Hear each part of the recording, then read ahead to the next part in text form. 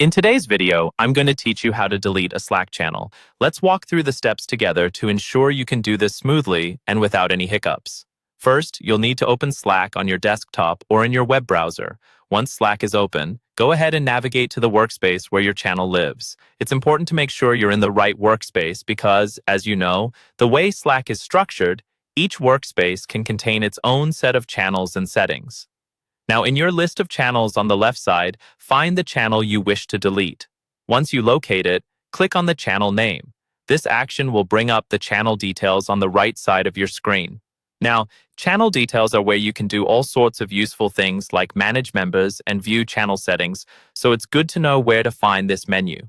Next, look for the settings or options icon, which is usually a gear or three-dot menu. Clicking on this will reveal a drop-down menu that includes various settings. Here, you'll want to scroll or look for something called Additional Options, or simply Options, depending on your version of Slack.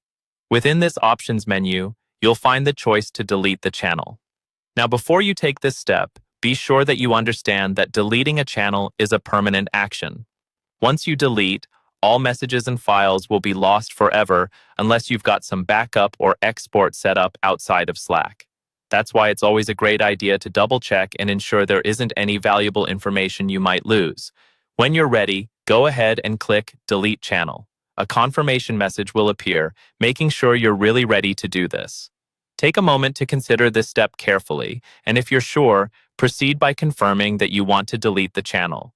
And just like that, through these few intentional clicks, the channel will be deleted from the workspace. Remember, this operation cannot be undone, so always pause and reconsider if everything is as it should be before making this final leap. This method serves best when you're an admin or have the correct permissions set by your workspace owner, as not everyone can delete channels at will. If you find yourself unable to follow through with these steps, it might be worthwhile to reach out to your team admin for assistance. They can grant you the necessary rights or perform the deletion for you.